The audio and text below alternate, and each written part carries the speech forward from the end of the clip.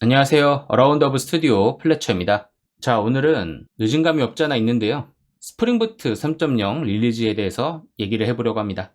22년 11월, 작년 11월이죠. 공식적으로 스프링 6.0, 스프링부트 3.0이 릴리즈가 되었습니다. 아무래도 메이저 버전이 바뀐 거다 보니까 이 변경 사항들이 꽤 큼지막한 것들이 있습니다. 다만 릴리즈 노트에서는 큼지막한 내용들만 다루고 있어서 디테일한 것들은 제가 다루기가 조금 어려울 것 같고요.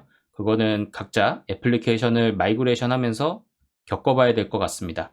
아직은 크게 정보들이 많지는 않아서 거기에 나와 있는 내용 위주로 설명을 드리도록 하겠습니다. 자, 핵심 변경 사항입니다. 스프링 6.0부터는 자바 17 버전을 베이스라인으로 결정했습니다. 물론 11 버전을 사용한다고 동작하지 않는 건 아닐 텐데요. 기본적인 모든 기능들이 17 버전에 맞춰서 제공되고 있기 때문에 그 사이에서 문제가 발생할 수 있습니다. 그렇기 때문에 기존에 사용하고 계시는 프로젝트를 3.0 버전으로 업데이트를 하려면 자바 17 버전으로 먼저 업데이트를 해줘야 할 것 같고요. 자, 그리고 자바 2.2라고 해서 엔터프라이즈 에디션이 있죠. 이게 최근에 릴리즈된 자카르타 2.2 10버전의 중점으로 변경이 되었다고 합니다. 우선 베이스라인은 자카르타 2 9버전 이상인 것 같고요. 다만 10버전도 같이 지원을 한다라고 보시면 될 것 같습니다. 이 자카르타 10버전에서는 서블릿 6.0과 JPA 3.1이 포함되어 있다고 하고요. 자, 그 다음은 톰캣 10버전을 적용해야 합니다. 자, 그리고 자카르타 9버전이 적용됨에 따라서 하이버네이트 ORM 버전도 6버전으로 적용을 해야 합니다. 우선 자카르타가 적용이 됐다는 거는 저런 의미가 있어요. 지금까지 저희가 쓰고 있던 코드 중에 자바 X로 시작하는 임포트 구문들이 있을 거잖아요. 걔네들이 자카르타.mo로 다 경로가 변경이 돼야 된다는 그런 의미를 갖고 있습니다. 자, 그 다음은 인프라 측면에서의 변경 사항입니다. 우선 첫 번째로 AOT를 도입했습니다.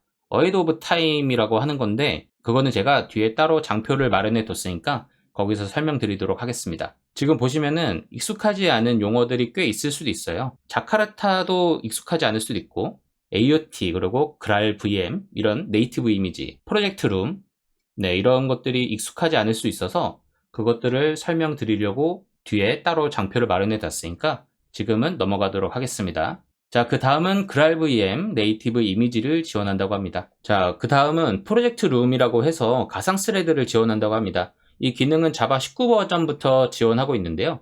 그러려면 우선 자바 19 버전을 저희가 적용을 해야겠죠? 네, 이런 내용이 있고요. 그 다음에 프로젝트 CRAC를 활용할 수 있다고 합니다. 여기서 프로젝트 CRAC는 제가 별도 장표를 만든 것 같지 않아서 지금 간단하게 설명드리고 가면요. 이 프로젝트 CRAC는 실행 중인 JVM 이미지를 저장을 하는 건데요. 그래서 자바가 시작될 때 웜업 단계를 거치면서 필요한 그런 기능들이 다 수행이 되는데 그런 준비 시간들을 단축시킬 수 있는 그런 기능이라고 보시면 될 것 같습니다. 자, 그래서 애플리케이션이나 JVM 상태를 가지고 있는 그런 이미지는 새로운 인스턴스를 시작을 할 때 사용하면은 그 시간들을 크게 단축시킬 수 있다는 그런 장점을 가지고 있다는 거죠. 이 정도로만 우선 설명을 드리고요. 자, 그래서 앞의 내용을 기반으로 스프링부트 3.0 요구사항을 보면요. 자바 버전은 17 버전 이상으로 사용을 해야 하고요. 자, 그리고 그레이드 7.5, 메이븐 3.5 버전 이상의 빌드 툴을 사용해야 합니다. 그리고 아까 하이버네이트 ORM 버전이 올라갔죠. 그래서 하이버네이트 6버전 이상을 사용을 해야 하고요. 그리고 스프링 프레임워크 마찬가지로 6버전 사용을 해야 하고 자카르타 엔터프라이즈 에디션 9버전 이상을 사용해야 합니다. 만약에 스프링부트를 사용할 때 언어를 코틀린으로 사용을 할 경우에는 1.6 버전 이상을 사용해야 한다고 하네요. 자, 그래서 여기는 지금 제가 링크들을 좀 걸어놨어요. 스프링부트 3.0으로 마이그레이션하는 가이드 문서가 있어서 링크를 가져왔습니다. 우선은 이 내용이 가장 간단한 내용이니까 이거 먼저 설명드릴게요. 자, 우선은 제가 저기 적어놓은 것처럼 기존 스프링부트 2.7 버전에서 업그레이드 하기 위해서는 이런 가이드를 따르는 것이 좋다고 제가 적어놨는데요. 2.7 버전이라고 명시한 이유는 그 이전 버전을 사용할 경우 우선은 7 버전까지 마이그레이션을 마이너 버전들을 올리면서 좀 해주는 게 좋다고 하고요. 왜냐하면 그래야지 최소한의 그런 사이드 이펙트를 가져가면서 3버전으로 마이그레이션 할 수 있다는 그런 의미입니다. 물론 바로 3.0으로 올릴 수 있다고 생각되시면은 그렇게 올리고 그 트러블 슈팅 해갖고 처리해도 상관은 없을 것 같습니다.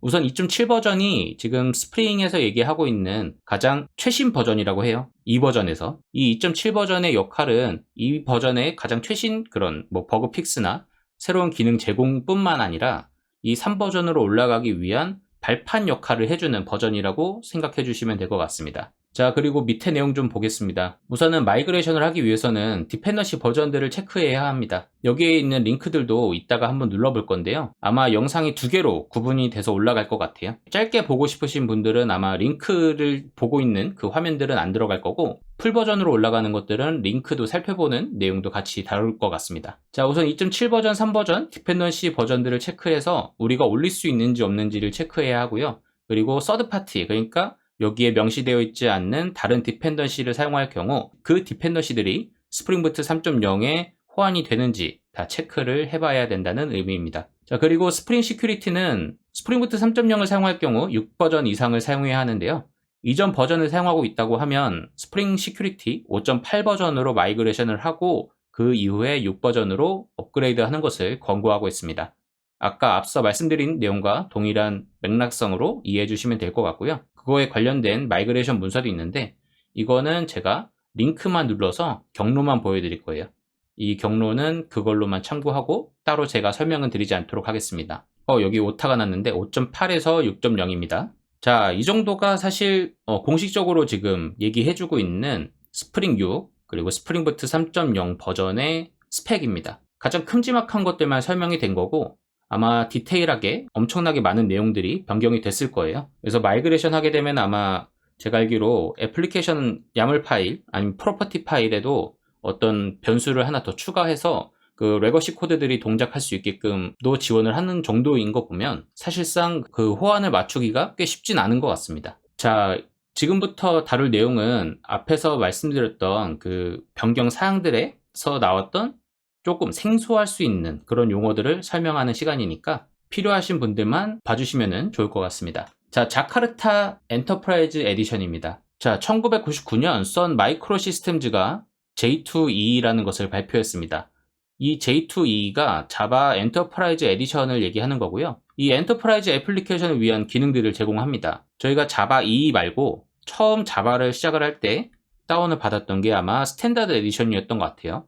SE로 시작하는. 그래서 그 기능에 플러스로 저런 서블릿, JSP, EJB, JDBC, JMX 등 상용에 필요한 그런 기능들을 더 추가해서 제공을 하는 건데요. 이후 썬 마이크로 시스템즈는 오라클에서 인수를 했죠. 그래서 자연스럽게 자바 엔터프라이즈 에디션도 오라클에서 관리를 하게 됐고 그렇게 자바 8 버전까지 오라클에서 관리를 했습니다. 그 이후 2017년 오라클은 이클리스 재단의 자바 엔터프라이즈 에디션 프로젝트를 이관을 했습니다. 이 말은 사실상 이 엔터프라이즈 에디션으로 수익화를 내야 되는데 그거에 좀 실패를 했다라고 여겨지는 것 같고요. 자, 이관된 후에 이클립스 재단은 자바 엔터프라이즈 에디션을 자카르타 엔터프라이즈 에디션으로 이름을 변경했습니다. 이름이 변경됨에 따라 패키지명 또한 변경이 됐는데요. 우리가 보기에 익숙한 자바 X로 시작하는 이 패키지 경로들이 자카르타 점으로 변경이 되었습니다. 자, 그래서 이번 스프링부트 3.0에서는 자카르타 9버전을 채택을 했죠. 그래서 자바 X로 시작하는 패키지들은 모두 임포트 구문의 변경이 필요한 상황입니다. AOT 컴파일러를 이해하기 위해서는 JIT 컴파일러를 이해하는 것이 중요합니다. 두 컴파일러 모두 기계어를 만드는 역할을 하는데요. AOT 컴파일러는 실행하기 전에 코드에 대한 정적 코드 테스트를 진행하고 그것을 기반으로 기계어를 생성하는 역할을 하고요. JIT 컴파일러는 런타임 환경에서 기계어를 생성하는 작업을 합니다. 자, 간단하게 설명드리면 AOT 컴파일러를 사용하면은 이미 이 애플리케이션을 실행을 할 때 기계어가 생성되어 있는 상태라고 보시면 되고요. JIT 컴파일러를 사용할 때에는 이 애플리케이션이 실행된 후에 그 웜업 타임을 가지게 되는데 그때 이 기계어들을 생성한다고 보시면 될 것 같습니다. 그 밑에는 제가 각각 컴파일러에 대한 특징을 적어놨는데요. AOT 컴파일러는 실행 전에 무겁고 복잡한 분석 및 최적화가 수행이 된다고 합니다. 그래서 런타임, 막상 애플리케이션을 실행을 할 때에는 속도가 빠르다는 특징이 있고요. 다만 아직 개발된 지가 얼마 되지 않아서 최적화, 그러니까 코드 최적화가 부족하다는 그런 단점을 가지고 있습니다. 반면에 JIT 컴파일러는 상황에 맞춘 최적화 코드를 생성할 수 있습니다. 제가 이 JIT 컴파일러는 런타임 환경에서 웜업 단계에 구현이 된다고 했잖아요.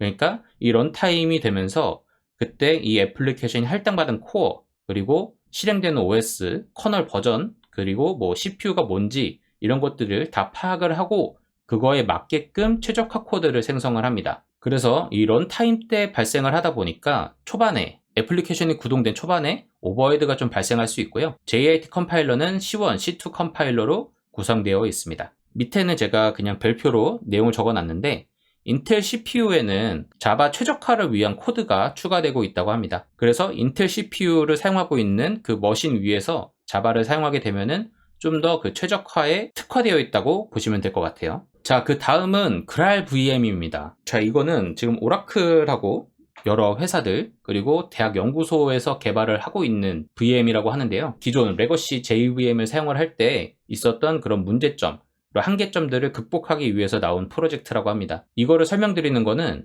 이거를 설명해야 또 설명드릴 수 있는 내용들이 있어서 그런 거니까 이것도 그냥 그렇구나 하고서 간단하게만 보시면 될 것 같습니다. 자, 그랄 VM은 자바로 구현된 핫스팟 오픈 JDK 기반의 자바 VM을 얘기를 합니다. 기존 JDK와 차이점은 아래에 적어놓은 내용과 같은데요.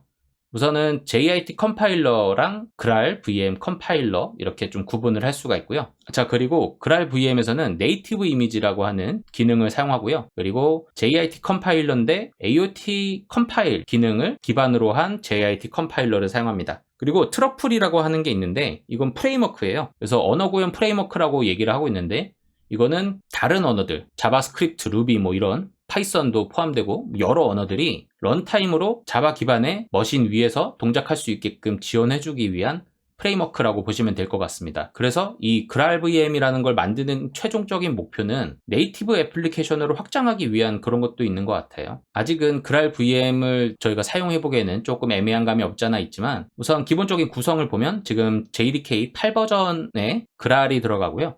그 다음에 그 외에 추가적인 기능들로 구성이 되어 있다고 합니다. 이게 이제 간단하게 얘기해 줄 수 있는 특징 차이라고 볼 수 있는데요. 지금 여기 오픈 JDK라고 적어놨지만 한 8버전 정도로 이해해 주시면 될 것 같고 그리고 그랄 VM이 있습니다. 아까 JIT 컴파일러 설명할 때 얘는 두 개 C1, C2로 구분되어 있다고 말씀드렸죠. 지금 똑같이 핫스팟 VM 위에서 동작하는 건 맞지만 우선 컴파일러 인터페이스가 구분이 되고요.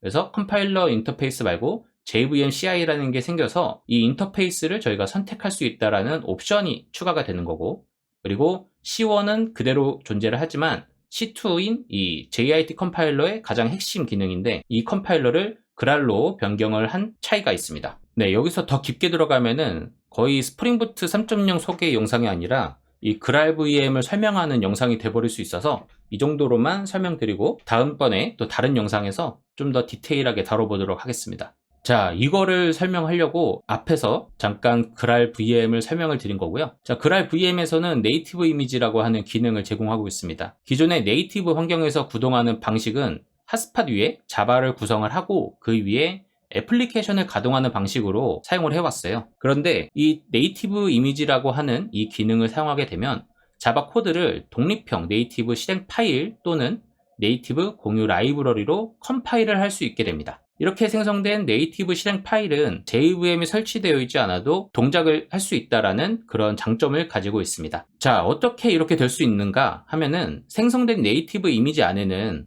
SVM이라고 해서 서브스트레이트 VM이 포함되어 있습니다. 이 SVM은 GraalVM의 하위 프로젝트인데요. JVM의 기능을 모두 가지고 있으나 GC나 스레드 컨트롤 같은 최적화 기술들의 성능이 비교적 떨어진다는 그런 특징을 가지고 있고요. 다만 이제 GraalVM 뭐 이런 것들의 특징이긴 하지만 빠른 시작에 용이하다는 장점을 가지고 있습니다. 그 이유는 메인 메소드가 실행되기 이전에 그런 실행 준비 단계들을 모두 처리해서 이미지에 포함하고 있기 때문이고요. 그리고 이 최적화 과정에서 우리가 기반으로 깔리는 자바의 그런 라이브러리들이 실행이 되잖아요. 그것들을 좀 더 최적화를 해서 비교적 그 기존의 레거시 JVM을 사용할 때보다 띄우는 게 그렇게 많지는 않다고 합니다. 필요한 것들만 띄워서. 그래서 메모리 사용량도 비교적 적은 메모리로 사용할 수 있다는 그런 특징을 가지고 있습니다. 그러니까 이 SVM이 포함되어 있는 이미지를 만들고 있기 때문에 얘는 실행을 바로 시킬 수 있다라고 보시면 될 것 같습니다. 자, 오늘 이렇게 해서 스프링부트 3.0, 스프링 6 버전의 변경점들을 간단하게나마 살펴봤는데요. 거기에서 나오는 내용들이 이해가 안 되는 부분들이 있을 것 같아서 좀 추가 내용들을 덧붙였습니다. 이 내용들이 좀 도움이 되셨을 거라고 기대를 하고요. 그러면 오늘 영상은 여기서 마치도록 하겠습니다. 추후에 저희 스프링부트 프로젝트 레포지토리 있잖아요. 그거를 마이그레이션 하는 작업을 할지 아니면은 아예 저 버전으로 해서 새로운 강의 영상을 만들지 좀 고민하고 있습니다. 아무튼 그거는 결정되면 말씀드리고요. 오늘 영상은 여기서 마치도록 하겠습니다. 그럼 오늘도 좋은 하루 되시길 바라겠습니다. 감사합니다.